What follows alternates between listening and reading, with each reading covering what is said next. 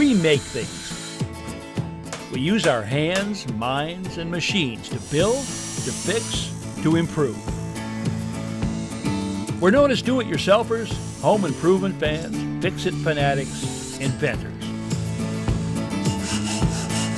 At our core, though, we're all makers. So let's jump in and make something.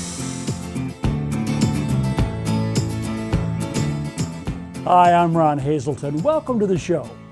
It's often said that necessity is the mother of invention, or you could say necessity and desire are the parents of invention. Well, anyway, that's sort of what motivated today's project. Now, I love outdoor cooking, but when it came to a place to prep my food, I've always been, well, space challenged. So I decided to take matters into my own hands and come up with the perfect grilling prep station. It's portable, versatile, and roomy. In other words, perfect for the outdoor chef in all of us. Ever thought of refinishing with water? Well, if you haven't tried water-based stains, sealers, and top coats, you might be in for a surprise, and I'll show you what I mean.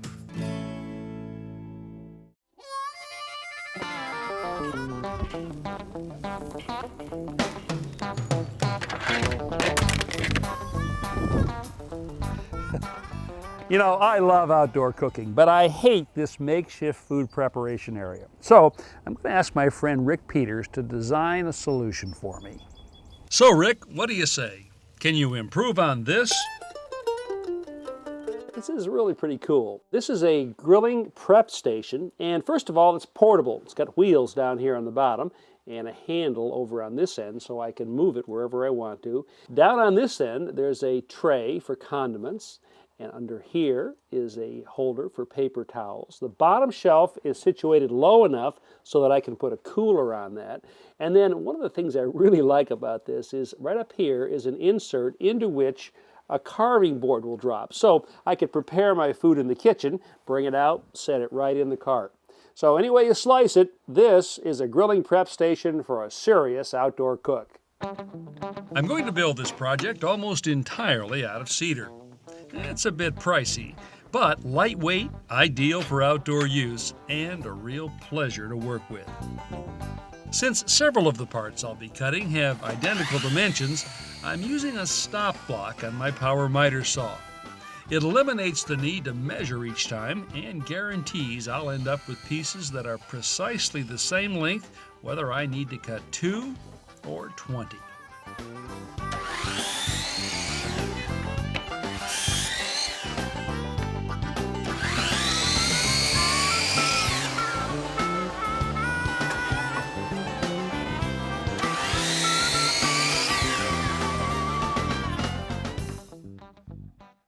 Now this is every single piece of wood I'm going to need to build this mobile grill prep station. I was able to do all of my cutting at one time.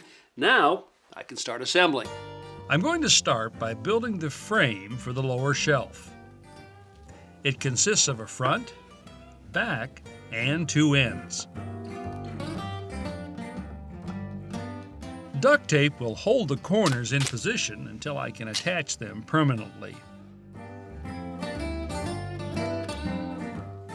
This combination drill and driver will come in especially handy for this project because I'll be drilling a whole lot of countersunk pilot holes into which I'll be driving scores of corrosion-resistant decking screws.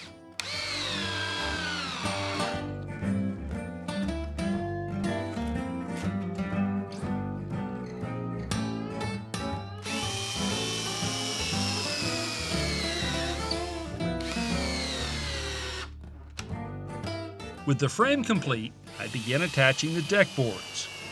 First, boring pilot holes, then driving in weatherproof screws.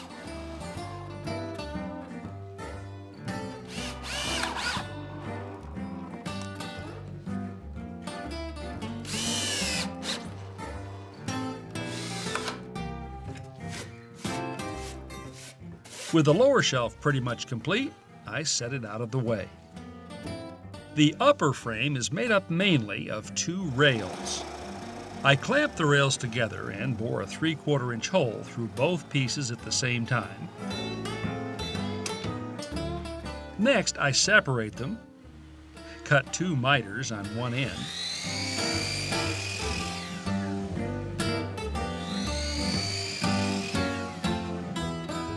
and using an oscillating spindle sander, shape this part of the rail into a sort of half circle.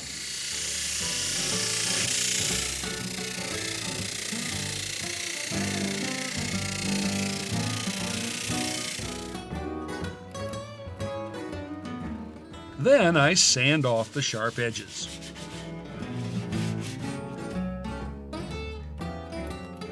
Attached to the rails will be 4 legs. Through 2 of the legs, I drill 1/2-inch holes that will hold the axle for the wheels.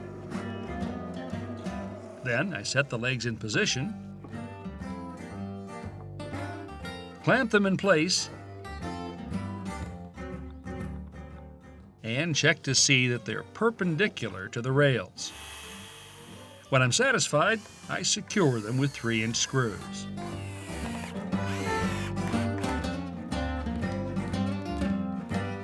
Now, at this point, I'm building the project upside down on the workbench.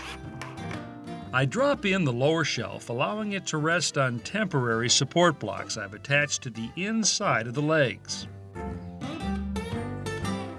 I clamp the shelf frame to the legs and permanently attach it with more 3-inch rust-proof screws. Now I can flip the prep station right side up. It's clearly beginning to take shape. To complete the structural part, I insert the upper end rails and screw them in place.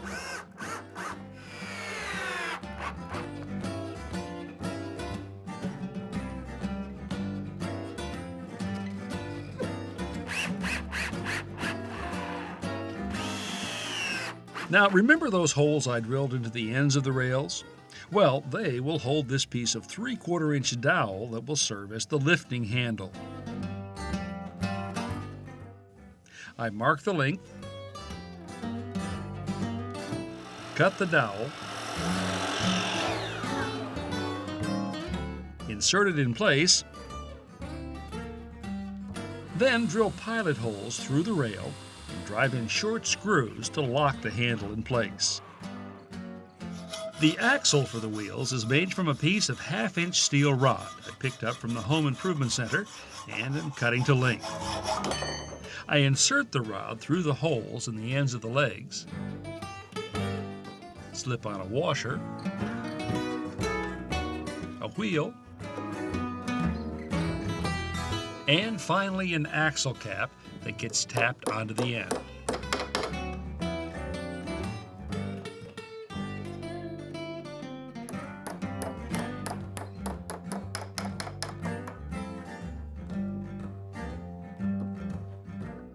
I've left the end pieces of decking on the lower shelf until now because they needed to be notched around the legs.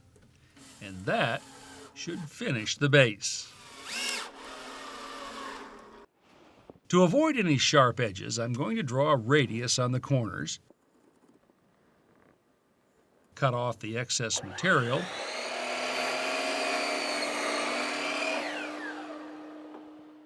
and use the spindle sander to create a safe, smooth, rounded shape.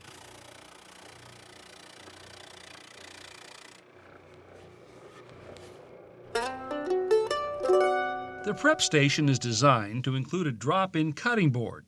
Now, rather than build the carving board from scratch, I found a stock size online.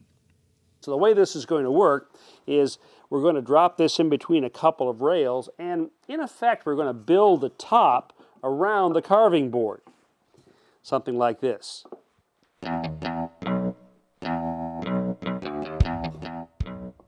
I'm going to connect the rails to the slats using something called biscuit joinery.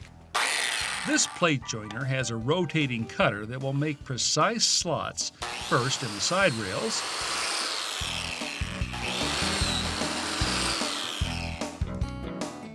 and then in the ends of the slats. The cutter is designed to make sure the slots are straight and always the same distance from the top of any matching pieces. Next, I put water-resistant glue in the slots,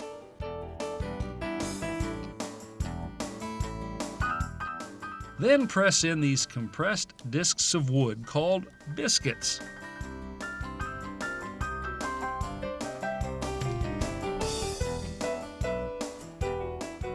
I use a brush to distribute whatever glue has squeezed out, then put glue in the slots I cut in the ends of the slats.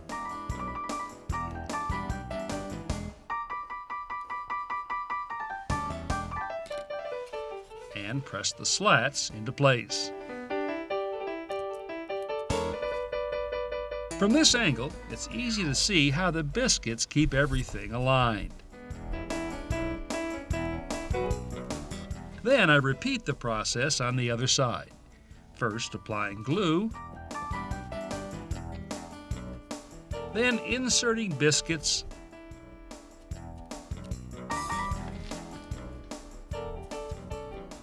and finally setting the opposite rail in place. Now I drop the whole assembly into a couple of bar clamps,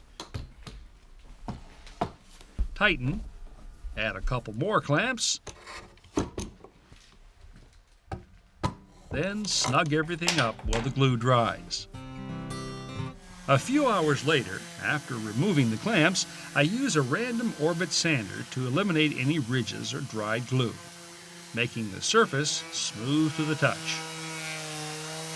Next, I use a router with a roundover bit to machine a 3/8-inch radius around the edge of the top.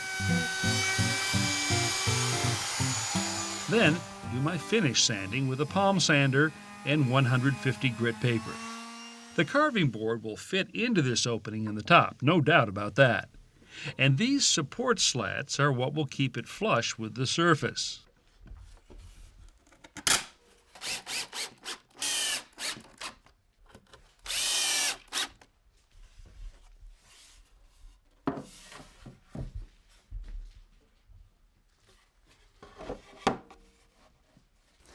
The top is finished and the base is just about done. Now it's time to marry the two pieces together.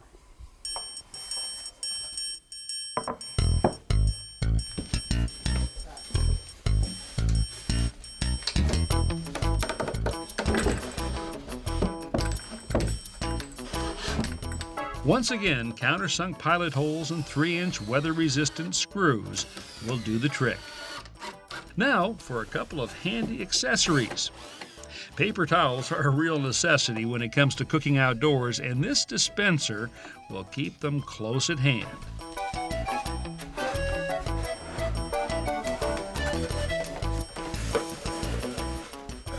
And finally, a condiment tray to keep salt, pepper, spices, and sauces well within reach. A thorough shaking ensures that the color pigments in this combination stain sealer get evenly distributed. Before starting, I like to pour the finish into a container small enough to hold in my hand. I brush with the grain, using long, straight strokes to work the finish well into the surface. I begin at the top and move downward to catch any drips as I go. A stain sealer like this one does 3 things. First, it helps keep water from penetrating the wood fibers. Second, sealers like this one have a built-in filter that helps block damaging ultraviolet rays that can deteriorate wood cells. And third, stains add color to the wood, evening out variations in tone and shade.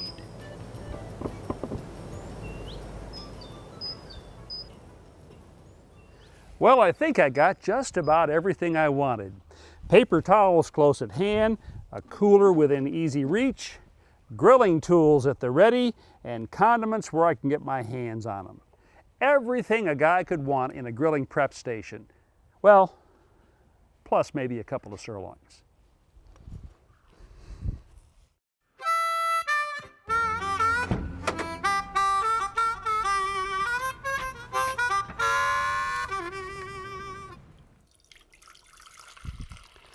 Now, when it comes to refinishing, you usually don't think of using water, but the fact is that all of these products over here, sealers, stains, and top coats, are water-based. Not only are they lower in toxicity and easy to clean up, but they can produce some really nice results. Every top-notch finishing job starts with good surface preparation. When I'm hand sanding, I use 220 grit paper and move with the grain in straight, even strokes.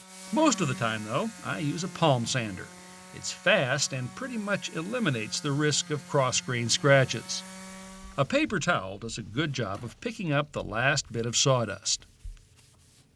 Before using the stain, I give it a good stirring to thoroughly distribute any pigment that may have settled to the bottom. A synthetic bristle brush is my tool of choice for applying this stain. Because the stain is water-based, I would avoid using a brush with natural bristles. I lay the stain on evenly, working with the grain. A piece of cheesecloth or a soft cotton rag is ideal for wiping off the excess stain. On this side of the board, I'm wiping after 5 minutes. On the opposite side, I've waited 15 minutes before wiping. The longer the stain is left, the deeper the color. Dry brushing is another technique. The brush picks up excess stain, which is then unloaded onto a cloth pad. This method creates a more opaque effect that can help conceal irregular wood grain or color. Stains can produce a blotchy appearance on some softwoods like pine. To avoid this, I often use a pre-stain conditioner.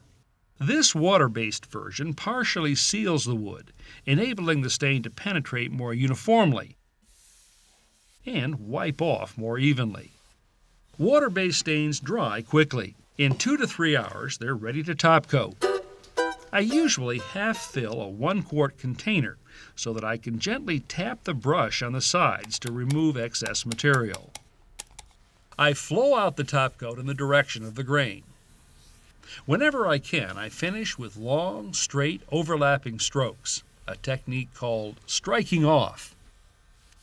In between top coats, I sand with 220 grit paper and dust thoroughly. When I'm finished, the cleanup will be soap and water.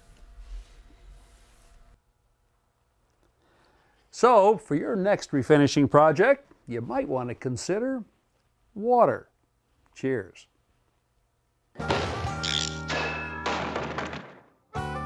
You know, most folks think their garage door opener is working properly if they push the button and the door goes up and down. But there's one more important factor. Garage door openers are equipped with a safety feature that stops the door and reverses it when it encounters resistance, like a child or a pet. Now, here's a simple test you can make to be sure that your door is adjusted properly. Start the door down, put an unopened roll of paper towels underneath it. The bottom of the door should contact the paper towels, compress it slightly, stop, and then reverse. If it doesn't, your door needs to be adjusted. You can do that yourself by checking your owner's manual or call a professional. To view today's projects again, visit ronhazelton.com, where you'll find hundreds of how-to videos available 24/7.